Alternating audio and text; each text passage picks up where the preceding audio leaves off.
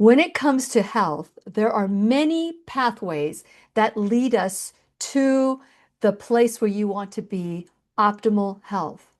But what's good for me may not be what's good for you, and vice versa. So that's when we go and become our own MD, our own medical detective. We start learning and we start learning from our mentors like Dr. Thomas Levy, who's in the classroom today. We start learning from our body. Our body tells us what to do. So many times we discover that something that you craved or something that you loved or something that everybody thinks is good for you may not be the right choice for you. So it's very important that you not just follow blindly, you learn and you discover what works best in your body. So today in the classroom, I've learned from Dr. Thomas Levy, MD, JD, for many years. I consider him a friend. I'm excited that he is going to be zoomed in to do the I Am the Solution Natural Health Summit on November 1st, 2025. And he is going to be a speaker. Now, one of the things that he's going to be talking about is Epstein-Barr. Epstein-Barr is so important, but today we're just going to be talking about the different pathways. So if you haven't gotten your tickets yet, make sure you get them. The event is almost sold out. So I'm really excited about all of you who are attending, and I know this is going to be an incredible, incredible day. But today we get to just learn and grow with Dr. Thomas Levy. Dr. Thomas Levy is not only a world-renowned cardiologist, he's also a JD. He's got that Juris Doctorate. So he's one would consider an attorney, but he's not an attorney. He just plays one on TV. And author, and he is a best-selling author. And he has spent decades trying to help us understand that there are some new truths out there that if we're curious instead of critical, it's amazing how our life can change. Because of Dr. Thomas Levy, after our last event and the first event, people just went straight to the pharmacies and got their nebulizers. They go straight, that people listen to what Dr. Thomas Levy has to say, because what he has to say, he's tried it on himself. And not only that, he gives us the tools to do it ourselves. And that's what I love about him. And so today, go get your pens, get your paper, because we're going to learn and grow together. And when you need a friend, you can count on me. I'll be right here waiting for you. Hi, my name is Lily McDermott, and I am a certified life coach, a certified holistic cancer coach, and the host of the Lillian McDermott radio show. If this is the first time you're tuning into the classroom, please know I've been waiting for you. This is a safe place where you can go when you need a friend. It is my commitment to provide natural ways to heal, and it is my mission to make awareness, responsibility, and truth be a part of our everyday life. And so you, my listening and viewing friend, will be empowered to take your life back. So I'm so excited. By the way, I've spent like a lot of time before we actually started recording because I just love this man. I love coming and enjoying like what he's discovered. He is a constant student as well as an incredible teacher. And since it is our sole purpose in life to give and receive love and knowledge, I am grateful that Dr. Thomas Levy is here to do just that. Welcome back to the classroom, Dr. Levy. Hi, Lily. Glad to be back. I am thrilled that you're back, and it was so nice catching up with you too. Okay, so many years ago, we did a couple of events together.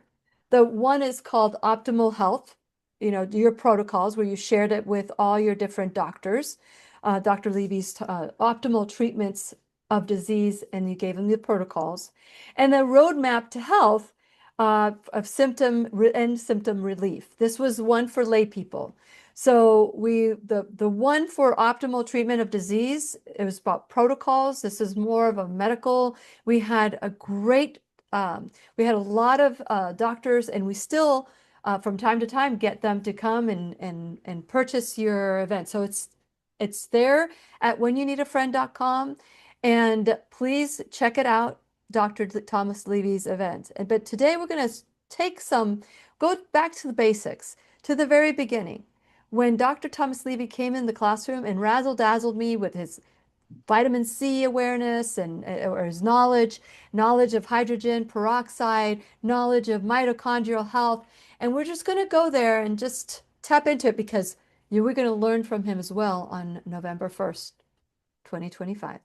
So, Dr. Levy, I know that when you speak, people listen. I don't know if you remember that commercial, H&R Block.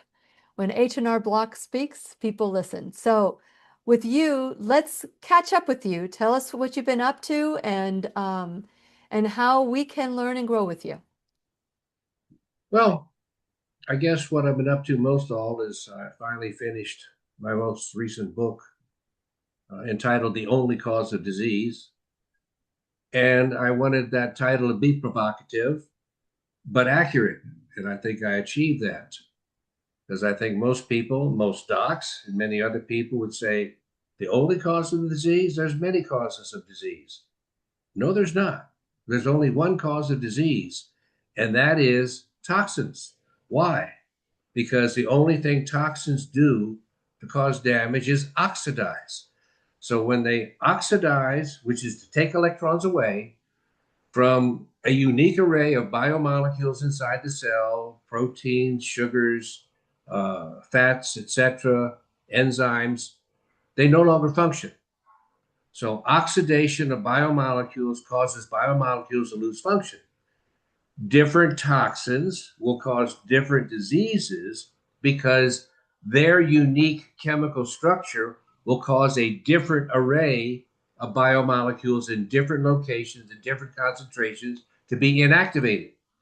But make no doubt about it, the only thing that is quote unquote diseased inside a diseased cell is what biomolecules are oxidized, where are they, how are they concentrated, how long have they been oxidized, and is the toxin that causes the oxidation stay in the cell or is it easily excreted? Those are the only factors that play into a role of what disease you have. And it even sounds a little fantastic at times to think that Mother Nature could be that simple, but it is. Okay. Now, as simple as that is, that doesn't mean that resolving stuff can't be a whole lot more complex. And of course, that's where we get into different things. But basically, what this boils down to then is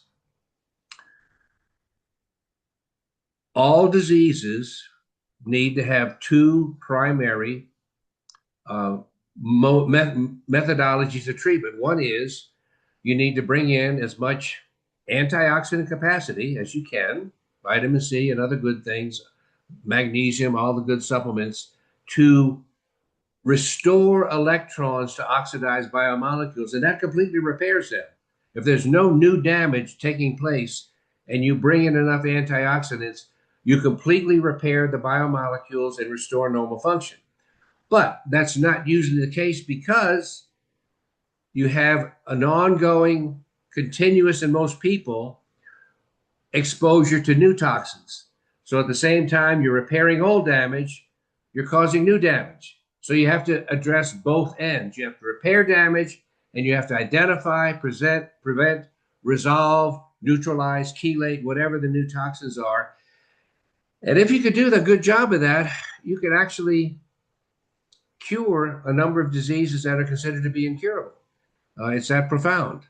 Now, that begs one more question, and this is the primary theme of the book, is if all disease is excess oxidation, and all excess oxidation is caused by toxins, nothing else, then what are the causes of the toxins that we need to be concerned with? Now, most people realize we're exposed to thousands upon thousands of toxins. Okay, we can't possibly identify them all, avoid them all, but there are primary categories that overwhelm the significance of many of the other lesser toxin exposures that we have. And those primary exposures these days are, number one, infections. Infections cause all of their damage by producing toxins, pro-oxidant and metabolic byproducts. They produce the toxins, and of the pathogens that produce toxins, most of them, well over 90%, come from the mouth. Infected gums, infected teeth, infected tonsils, infected sinuses, etc. Now, so once you address that, that's a major source. Then the second source is your exposure to heavy metal toxins unassociated with pathogens.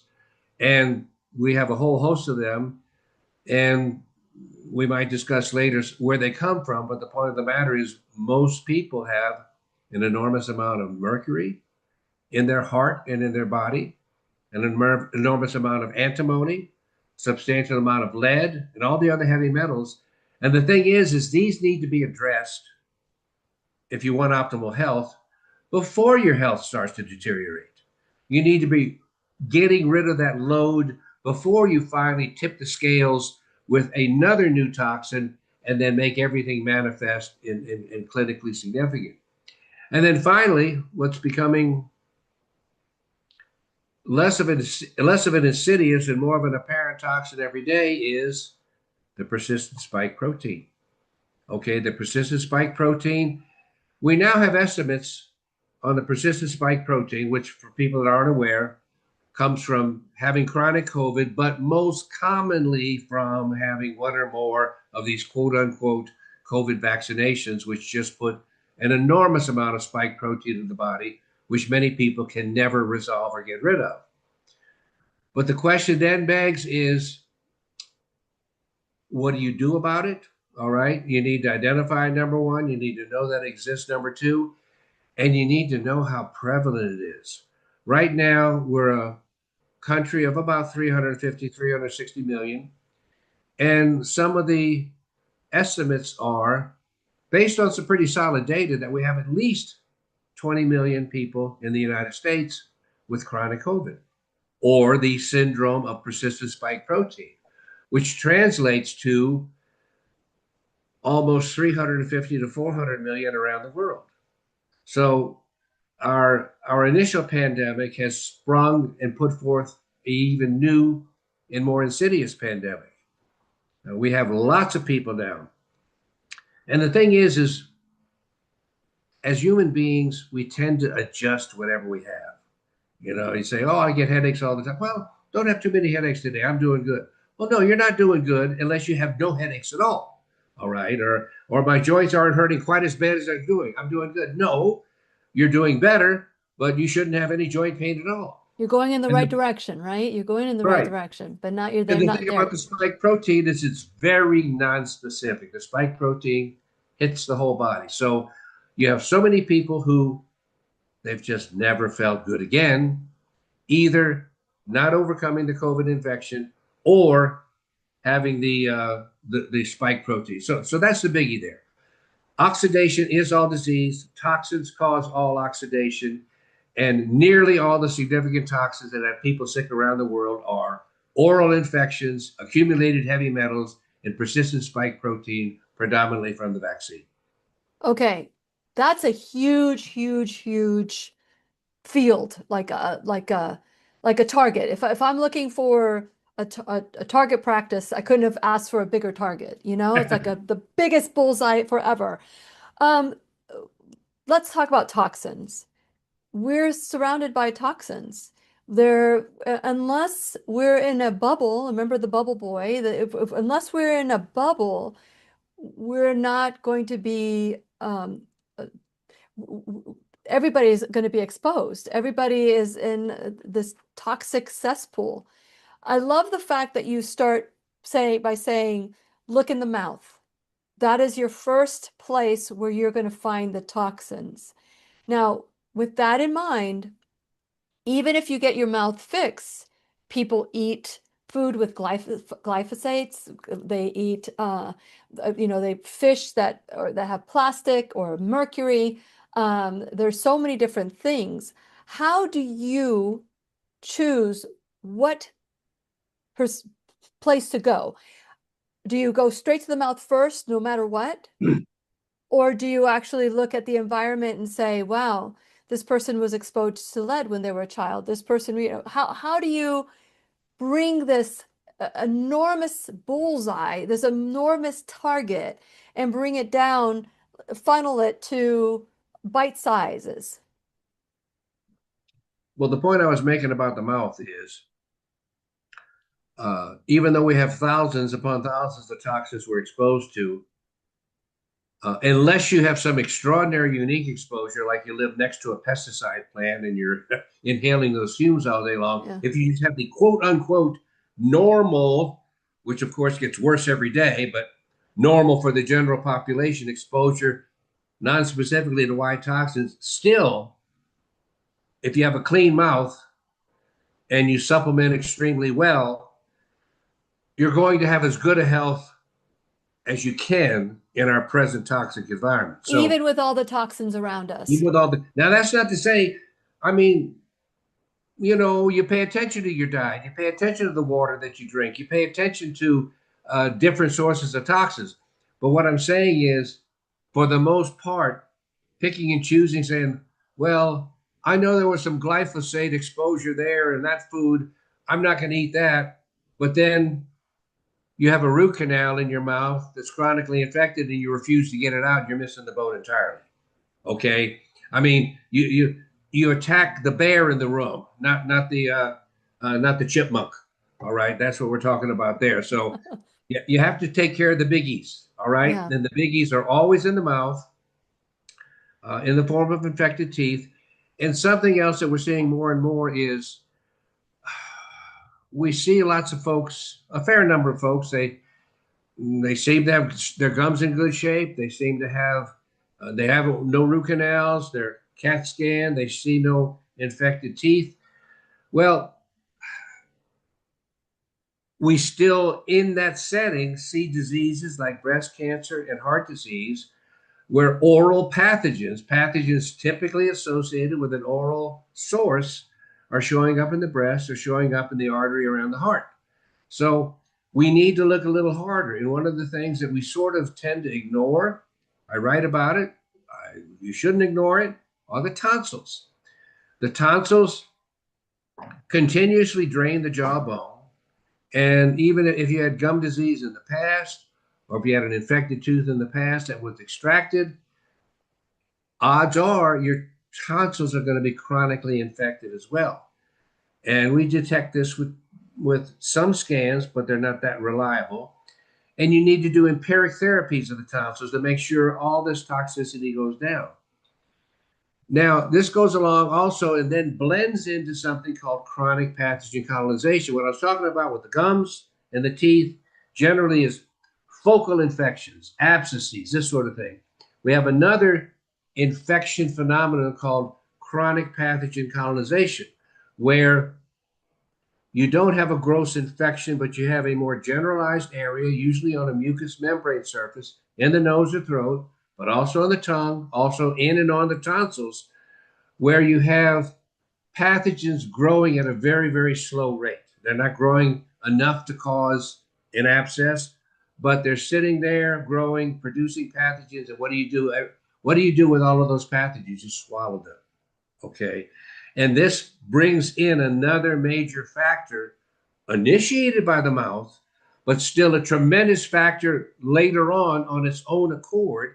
And that's the abnormal microbiome and the leaky gut.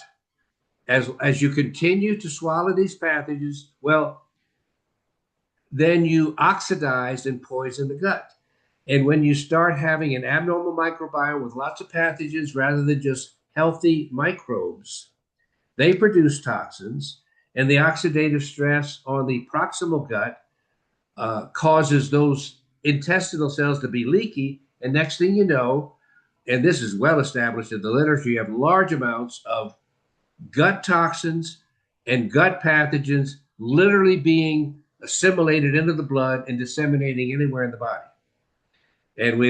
And these bugs have been identified in culture, in Alzheimer's tissue, Parkinson's tissue, multiple sclerosis, nearly all the neurologic disorders. Very interestingly, they've been identified in just about every cancer that's ever been examined, when you examine the cancer cell and the tissue immediately around the cancer cell, there's always these pathogens. Why? Because the pathogens secrete toxins, increase oxidative stress, and it's only when oxidative stress is at its maximal levels that you get malignant transformation or cancer. But the point is it's you can't look at one thing in isolation. You got to realize that all of these things interrelate. So you need to get rid of the root canals properly. I mean, we talk about biological dentistry and regular Yes. dentistry. There's a Yes. proper way to do it. And if you don't do it properly, you can end up doing yourself a great deal of harm as well. Like with mercury fillings, the mercury needs to come out, but if you do it the wrong way, you can cause yourself a great deal of problems. So you need biological dentistry expertise to take care of the gums, the infected teeth, be aware of the tonsils, possibly something in the sinuses. But with that being done, then chronic measures need to be taken to keep this chronic pathogen colonization, if not eliminated, at bay. And one of your primary sources of is the tongue. The tongue is a huge source of chronic pathogen colonization. I talk about this in my last book, Rapid Virus Recovery, which is where you should scrape your tongue on a daily basis. I mean, the tongue is filled with little pits and fissures, Yeah. and the food stuff gets down in there. And when it gets down there, it gets trapped in an anaerobic environment. It starts producing enormous anaerobic toxins, etc. And it needs to be done on a daily basis. Now, you can get a regular scraper. They're cheap. There's nothing to them. Or you can be pretty diligent about when you do brush your teeth, vigorously brushing as much of your tongue as you can to just aggravate that area and let all the debris, if you will, come up. And so that needs to be addressed. And then the other areas need to be addressed. We've talked about hydrogen peroxide, Yeah. not just nebulization. Nebulization is great for the nose and tissue and in the lungs, but you can get a higher dose and a good effect too when you take 3% or less hydrogen peroxide, swish it in your mouth, gargle it, that as well. During the COVID pandemic, for example, as good a success as we saw with hydrogen peroxide nebulization preventing and resolving COVID, they had a study by a number of doctors in Africa, and they had a hospital that was treating just about all COVID patients, and they wanted to keep the health workers well. And they did a very simple thing. They put all the health workers on like a little sniff once a day of 3% peroxide, a swish in the mouth, and a gargle. That's it. And literally over the course of a year, none of the health personnel got COVID. Whereas a comparable hospital that wasn't doing this, the numbers were more like 30, 35, 40% got COVID. So Wow, that's a great solution, tremendous discovery. statistic, tremendous result. But the point is, and you knock that down. Now, when you do the peroxide nebulization and when you do these other measures, and as best you can, you knock down all the chronic pathogen colonization, what happens? You stop swallowing pathogens, and lo and behold, almost all your gut disorders start disappearing. All Interesting. right. And with hydrogen peroxide nebulization, I've had reported back to me, to my email, a young lady whose 16-year-old son had been bedridden for 2 years with Crohn's disease, bedridden. And within a couple months, he was completely well, went back to school, started athletics, the whole ball of wax, Wow. just with the nebulization. Another person, we always hear about the fungus, the black mold. This lady wrote me back a letter. Her whole family had black mold. The kid's been hospitalized in the intensive care unit, had to move out of the house. Everything under the sun they tried. And in her words, after her first peroxide nebulization, everything started getting better so rapidly you couldn't believe it. The point being is a lot of the quote unquote chronic disorders are not so chronic with regard to the gut when you stop poisoning the gut on a daily basis. When you stop the new swallowed toxins, completely stop them, you have stem cells in your gut that give you new gut cells every 3 to 5 days. So if you could stop poisoning the gut for a week, you'd be amazed at the amount of improvement you could get. Interesting. I mean, I've got so many questions that I want to ask you as follow-ups. The first thing that comes to mind is I remember you know Dr. Lee Cowden. Dr. Lee Cowden talked about when you have your tonsils removed, you really still have your tonsils there. They just don't cut them off all completely. So even though somebody like me, I had my tonsils removed at the age of 19, I don't know, but he said, but you still have them. They're still growing on the inside and lower, and that we could have infections there as well. In a situation like that, have you ever heard of that? I mean, Dr. Lee Cowden Well, comes. yes, you have in your mouth something called Wall-Dyer's ring, and it's actually as you open your mouth, it's almost not a completely continuous, but an almost continuous circle of tonsillar tissue, tonsil-like tissue Hmm. in the soft tissues, obviously concentrated Yeah. where the palatine tonsils are and concentrated where the adenoids are. But yeah, I mean, you are, I suppose you could say, hugely debulking your tonsil mass with a tonsillectomy. And most of the time, if the tonsils were an infective problem, you will resolve that issue. Now, that's not to say, and I'm not contesting Dr. Cowden's statement that there's still tissue there. Yeah. But for most people, if all the other measures I'm talking about are taken, those remnants of tonsillar tissue are not going to cause the problems we're talking about. Okay, so then I love the visual of the swallowing. Now, one of the questions I was going to ask you is with the hydrogen peroxide, which, by the way, is the stuff that you see in the brown bottle. Just make sure there's nothing added other than purified water, and it's the hydrogen peroxide that you get, and I use that to nebulize as well. It doesn't have to be food grade. When you put that in your mouth, because I've been swishing with it in my mouth, um, and I have this visual, with the tongue scraping, that if I do that, because when you have that image of that white, like the effervescence trying to kill everything, Mhm. you know that it's going to be on your tongue. So if you do the swishing, do you still have to scrape? Sure. I mean, as I said, the anatomy of the tongue as it goes down has little pits and fissures. Okay. Yeah. So you really Just need to disrupt that to pull the stuff out. Now, what you said also brings up a point that I would emphasize if you really want to do it right. okay. Um, Probably the best thing to do is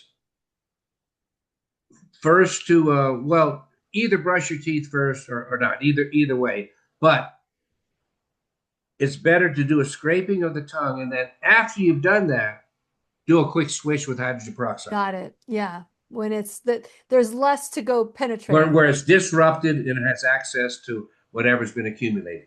And the Yeah. thing is it's a crazy design of our tongue. I mean, I'm not challenging the creator here, but I mean, it gets pretty filthy every day because they show studies that you can get a lot of pathogens back there if you just skip one day. Okay, if you just skip one day.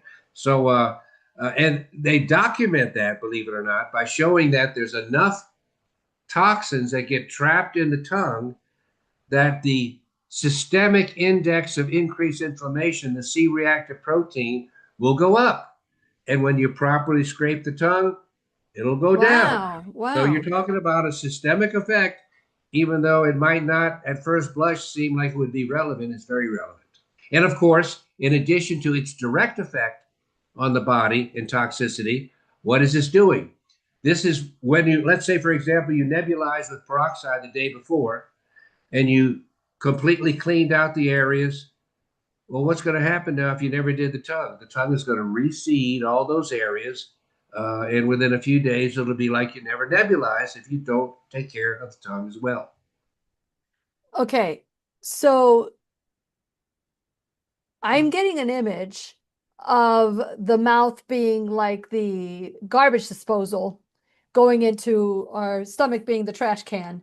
And so if I were to look at my mouth and I'm looking at, I'm putting hydrogen peroxide in the morning, when would I what why wouldn't I do it before I go to bed? Because if it's in the tongue, if I don't scrape my tongue No, before no, I go that's to an bed. excellent idea. I didn't. If you took that from what I said, I didn't mean to indicate No, no, that no, but I'm asking because most people say scrape your tongue in the morning. So I'm wondering as I'm listening to your if you're going to do it one time, I'm it would be in the suggesting more morning. than one. But if you're going to do it one time, yes, good to do it before you go to bed so you don't have that 8 hour incubation. Yes. Okay.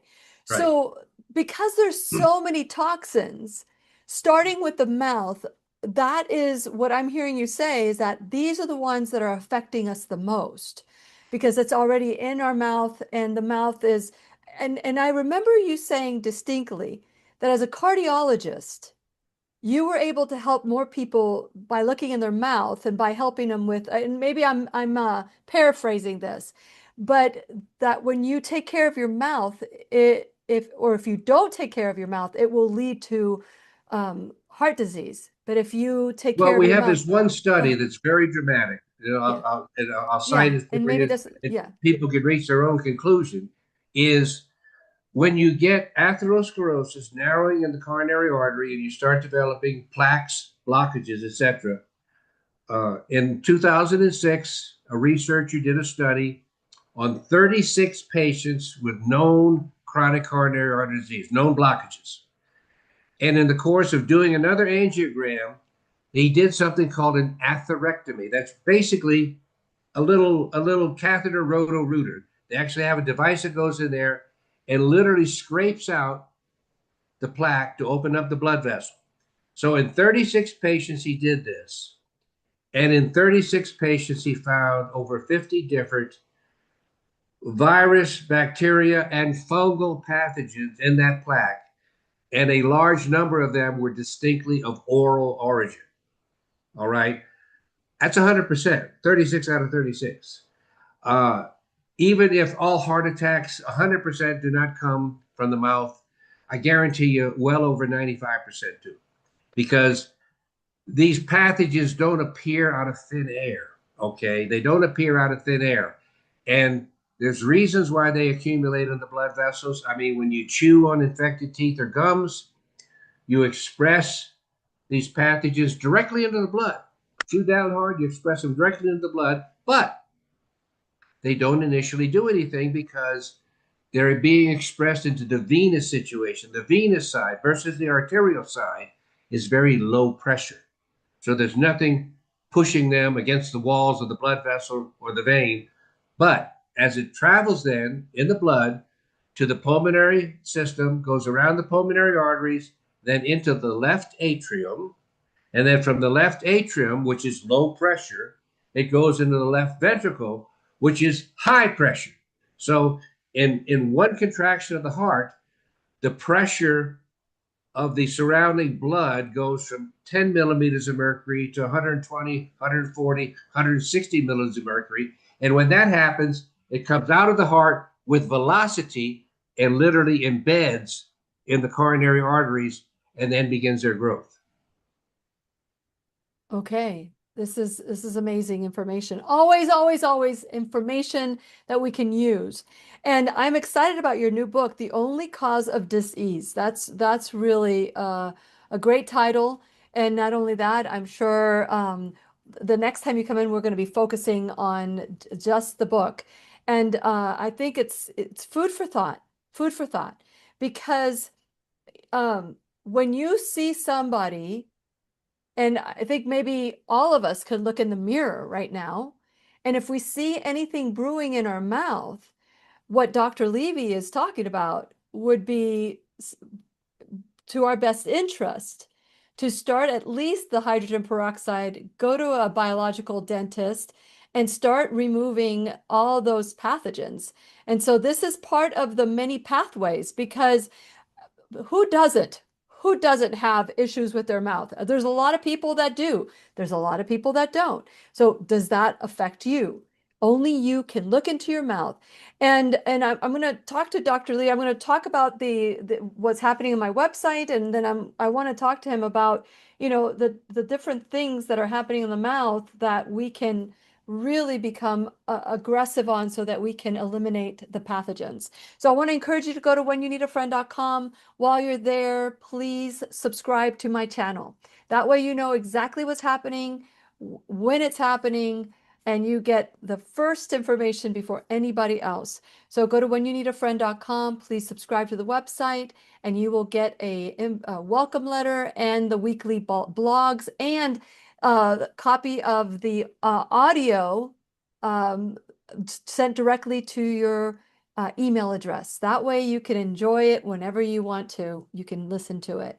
I want to encourage you to go to my not just my website, but all my social media, BitChute, YouTube, all those different channels. Please subscribe, like, and follow me. Check out my sponsors. Also, the Shop Now bag. A lot of the people that are in my Shop Now bag are going to be at the I Am the Solution Natural Health Summit on November 1st. We're going to be focused on cancer and autoimmune disease. But for those of you who love prevention, prevention is always the key. It's a lot easier to prevent something than to reverse the damage, which is what Dr. Levy just finished saying. And one of the reasons why we decided that we're going to add not just the prevention aspect of it, but we're going to also add the reversal and the how to prevent recurrence as well. So if you haven't gotten your ticket, make sure you do. And we're going to be giving away 2 tickets today. All you have to do is say that you want to be going to the event. Now, because of Dr. Thomas Levy, we opened up a virtual component. For those of you who love Dr. Thomas Levy and you're all over the world, we are opening that up. So if you're interested in it, just let me know and we'll let you know how to. You can just go to the website, go to whenyouneedafriend.com, the pop-up, and it'll tell you how to access it and all of that. And I'm offering a $25 gift discount.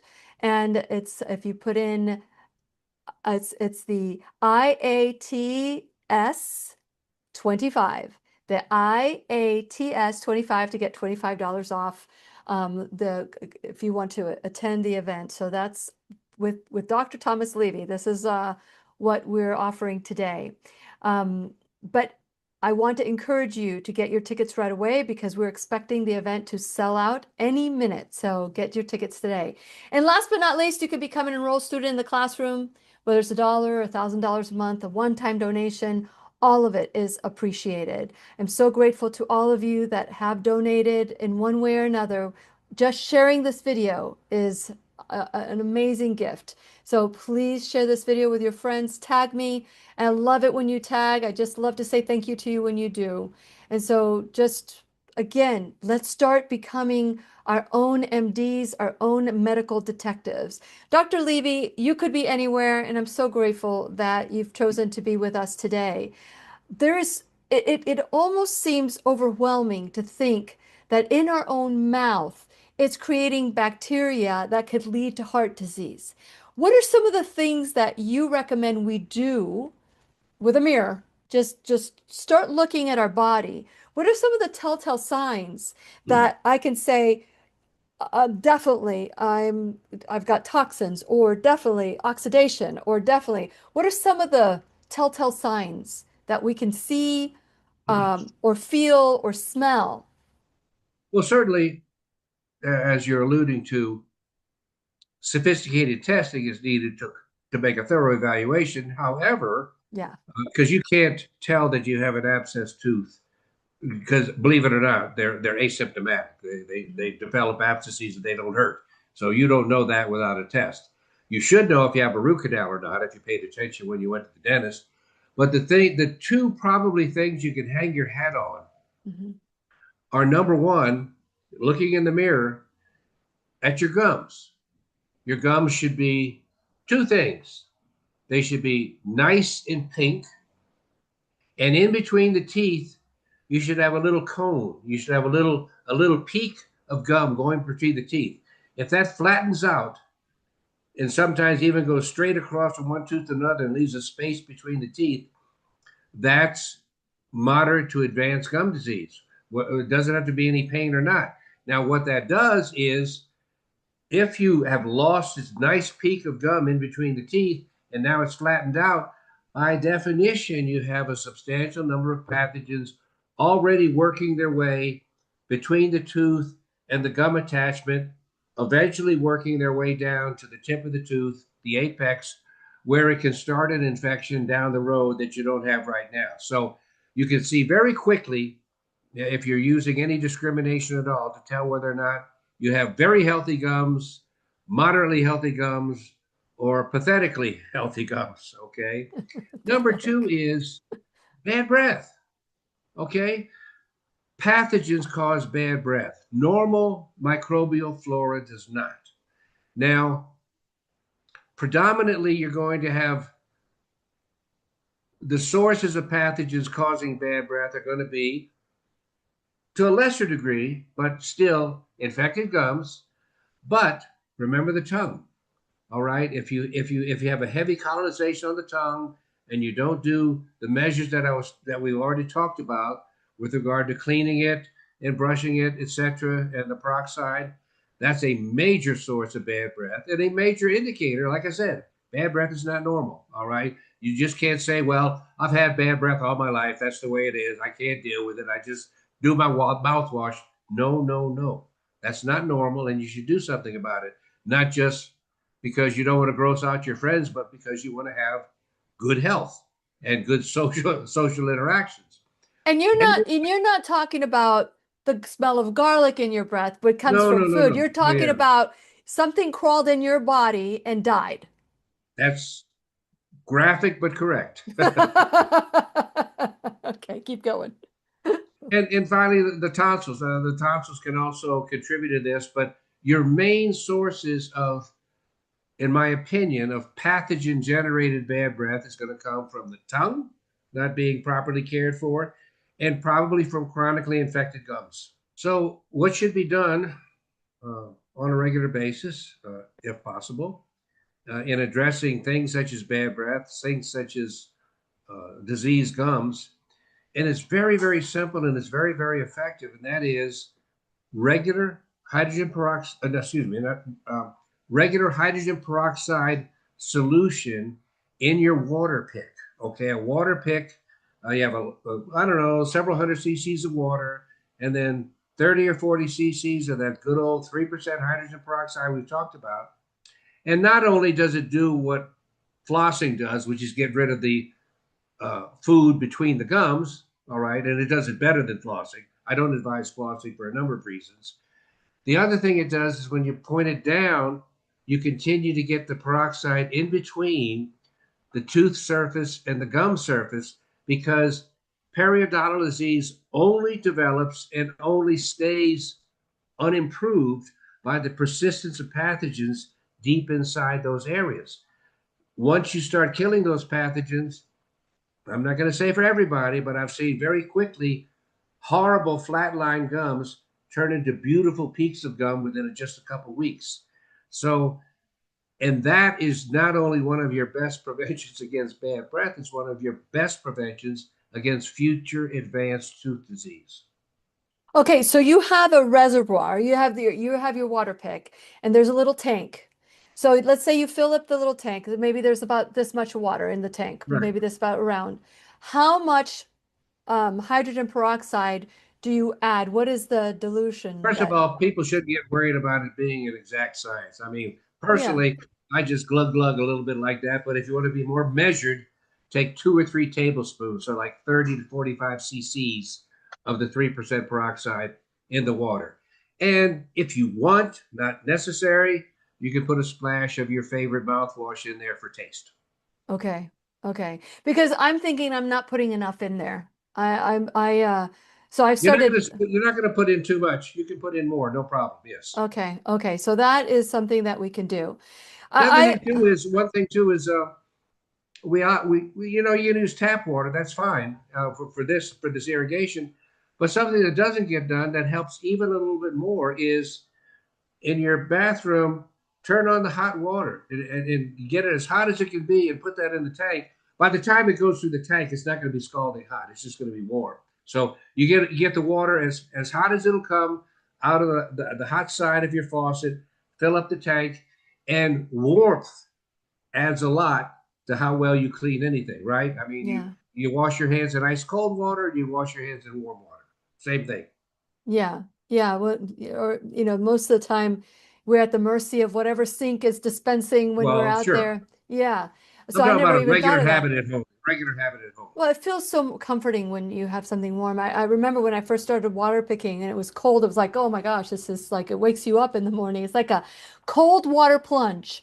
Okay, so what else are other telltale signs? I love these, do it yourself type of thing. Well, everything's kind of interconnected in the nose, mouth, and throat, and so we didn't dwell on it. But lots of people with these type of problems, they'll also have sinus problems, runny nose, this sort of thing. And a little known fact, it'd be nice if the ear, nose, and throat doctors knew this. It's in their literature. Is that when you have chronic sinusitis, I mean, they do everything under the sun for that, all sort of antibiotics and surgeries and you name it. But chronic sinusitis, 70% of the time is due to an infected tooth in your upper jawbone abutting against the sinus. So sinus problems should always be evaluated in the mouth as well. Um, Middle ear infections too. Middle ear infections too, which connect to the mouth by the eustachian tube. So it's all one big system. You can get low grade pathogen colonizations in the middle ear, in the sinuses, in the nose and throat, in the lungs, all of those areas. okay, so you've talked about root canals, which I know that that's a big deal. And most of us know if we have a root canal or not. But what about people that have their teeth removed and don't add a tooth on their gum? What could happen to the mouth as far as their gum goes at that point?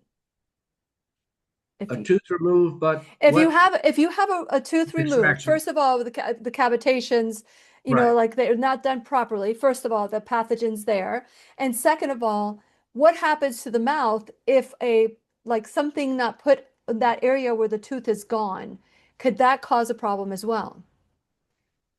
Most of the time, no. I mean, other than what you alluded to, the cavitation, if the extraction wasn't done properly, as gross as it sounds, most people will end up with a small focus of chronic gangrene in that pocket. And when it's big, it's a lot of problems. When it's small, turns out not to be much of a problem. But a lot of times you don't know that until you go try to clean it and identify it. Mhm. Now, depending on the location of the tooth, and I'm not a dentist, I don't want to pretend to have expertise in this. Teeth need some support, one side or the other. So, to that degree, sometimes having a space is of no consequence. Other having a space is the teeth will start to grow in toward each other, and that's what you don't want as well. Okay, yes, because there's a lot of other issues. I know that Dr.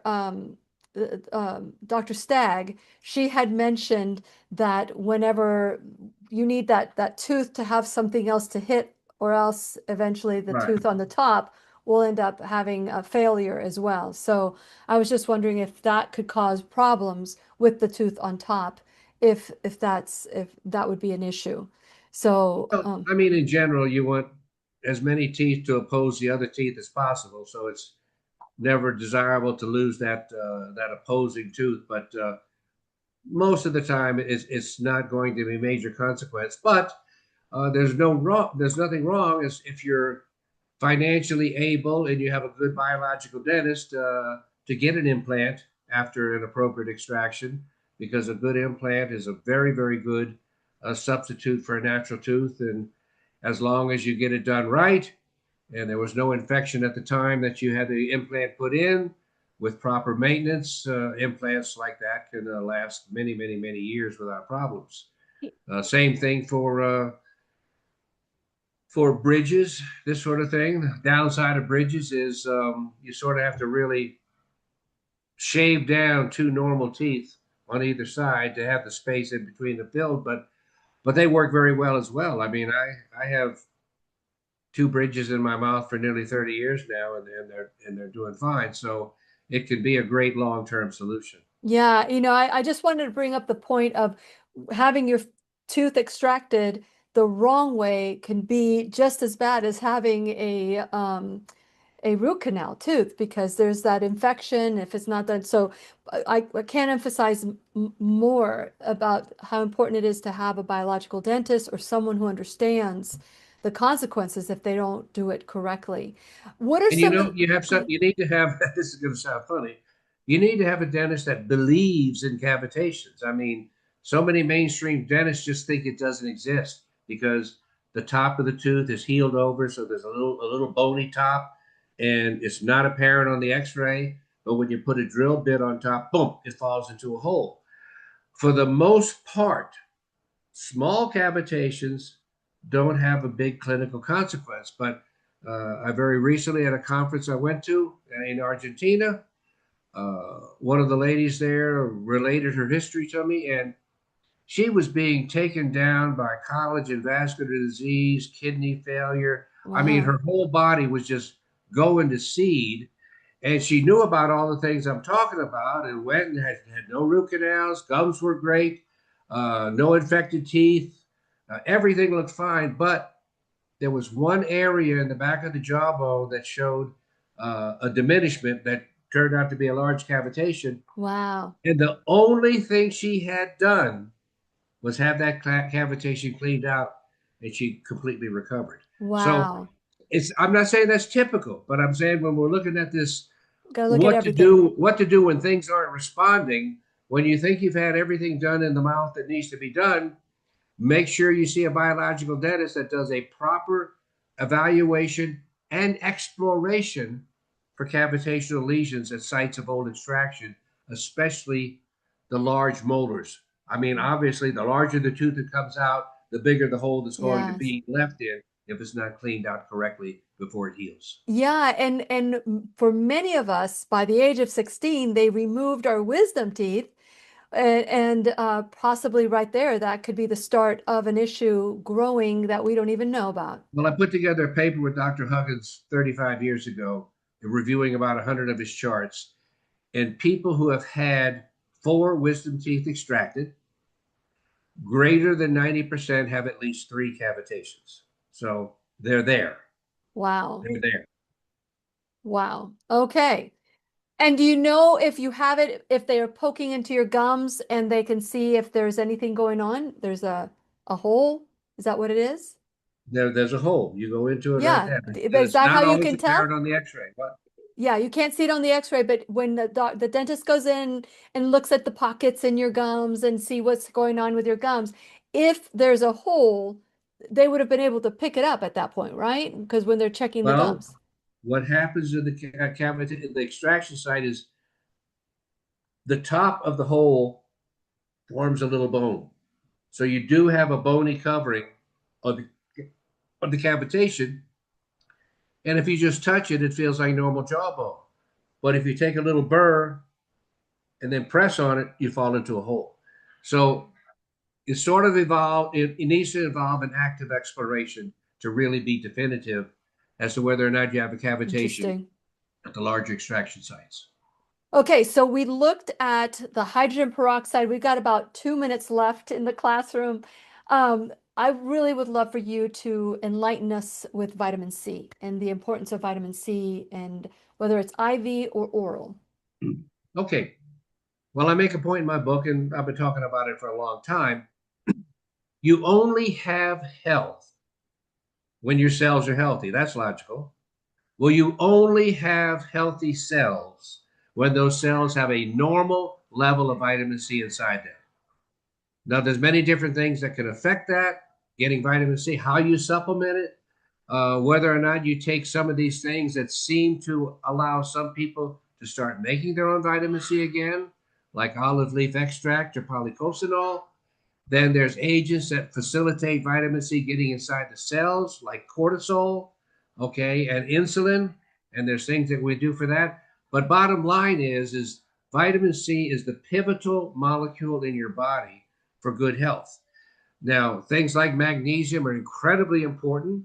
And generally speaking, if you don't have a lot of magnesium, that's a factor in keeping you from getting enough vitamin C inside your cells. So, I mean, all of this stuff works together, but it needs to be emphasized that the final common physiological goal that will assure you you've reached your target health is, have I gotten my intracellular cytoplasmic levels of vitamin C to a normal level? That means the oxidative stress is gone. That means the biomolecules are no longer oxidized, and you have a healthy cell. Well, I tell you what, this is just the beginning. We're just dipping our toe, even though you've been in the classroom for years and years and years. Every time you come on, it says, I learned something new with you. So I want to thank you, Dr. Levy. You could have been anywhere.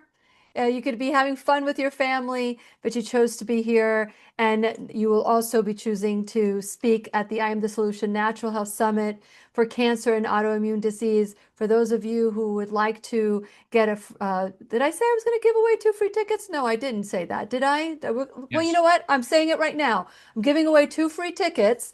So you can text me at 407-373-5959. Just put Levy, free tickets for the I Am the Solution. And make sure that you show up.